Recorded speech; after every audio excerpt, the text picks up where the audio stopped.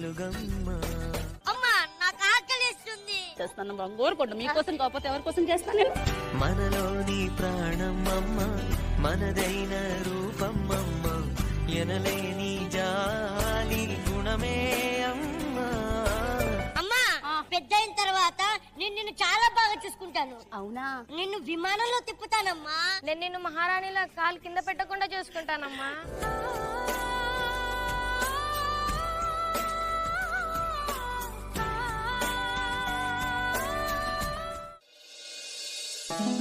అవును, ఇంత ఆలస్యమైంది, పెద్దోడు ఇంకా ఫోన్ చేయలేదేంటి? నానా ఏంటమ్మా ఏంటి? ఏం లేదురా, ఆలస్యం అయిపోయింది. తిన్నావా? పెట్టే ఫోన్ పెట్టేసి. అది కాదు నాన్న, ఎప్పుడో తిన్నాక. పెట్టే ఫోను. తిన్నావా లేదో చెప్పరా? నిన్ను చాలా బాగా చూసుకుంటాను. విమానంలో తిప్పుతానమ్మా. మా ఆకలేస్తుంది, అన్నం పెట్టు నాకు. పెడతాను రా. దగ్గు బాగా ఎక్కువ అవుతుంది నాన్న, కాస్త మందులు మారిస్తే కొంచెం కుదుట పడతారా? ఏం పడతావమ్మా, నాకు వచ్చే జీతానికి ఈ మందులకి నెలలో ఇన్నిసార్లు తిప్పాలంటే నా వల్ల కాదమ్మా. నేను నిన్ను మహారాణిలా కాలు కింద పెట్టకుండా చూసుకుంటానమ్మా. అయ్యి నేను రేపు పొద్దున్న చూస్తలే, కానీ ముందు నాకు అన్నం పెట్టి ఆకలేస్తుంది. సర్లే సర్లే.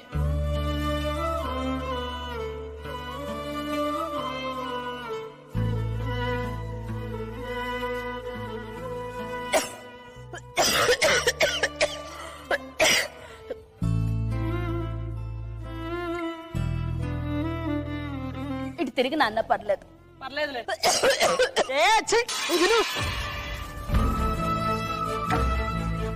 అయ్యో నేను కావాలని చేయలేదు నాన్న. దగ్గు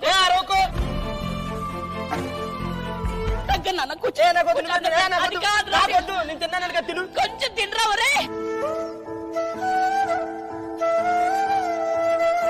నాన్న ఇంటర్వ్యూ ఏమైందిరా? తప్పింది. అదేంట్రా అలా అరుస్తావు? లేకపోతే ఏంటమ్మా, ఇంటర్వ్యూలో క్యూలో నుంచొని ఆన్సర్లు చెప్పినప్పుడు ఫోన్ చేస్తావేంటి? తినకపోతే చచ్చిపోతానా?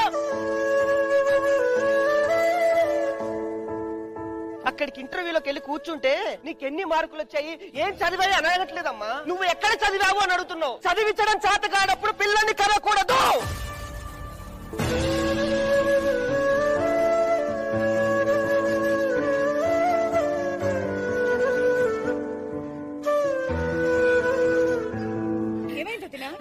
ఇద్దరికిద్దరు పోరంబొక్కలా తయారయ్యారు. నా పిల్లలు నా ఇష్టం, నన్ను అరుస్తారు, కొడతారు, తిడతారు, అన్నం పడేసుకుంటారు. నీకెందుకు మధ్యలో? ఏదో ఒక రోజు చూడు, నా కాళ్ళు పట్టుకొని మరి నీ కొడుకుల కోసం డబ్బులు అడగడానికి అంత అవసరం రాదులే తల్లి. నా బతుకు నేను బతుకుతాను, నా పిల్లలు నేను పెంచుకుంటాను. నువ్వు వెళ్ళమ్మా, వెళ్ళు.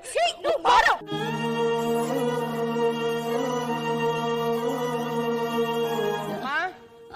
నాకు ఒక 2000 కావాలమ్మా అర్జెంటుగా. మందులు తెచ్చుకున్నాను నాన్న. మందులు తెచ్చుకోవడం ఏందమ్మా, పోయి నీలాంటి దాని కడుపును పుట్టాను చూడు, నిజంగా బాధపడాల్సి వస్తుందమ్మా. ఇప్పుడు నువ్వు కొత్త మందులు వేసుకొని ఓ పెద్ద పీకేసిన పనులే ఉన్నాయి. కనీసం డబ్బులున్న వాళ్ళ ఇళ్లలో పుట్టినా కూడా బాగుండేది.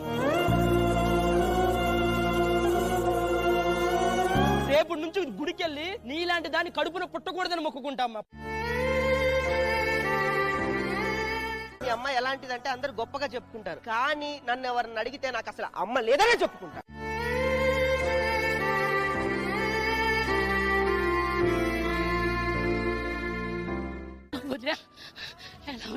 నేను బానే ఉన్నాను, కానీ ఎందుకు వచ్చావో చెప్పు. కొంచెం చిన్న అవసరం పడి 2000 చదువుతావా? ఏదో ఒక రోజు డబ్బులు అడగడానికి నా కాళ్ళ దగ్గరకు వస్తావని. సరే నీ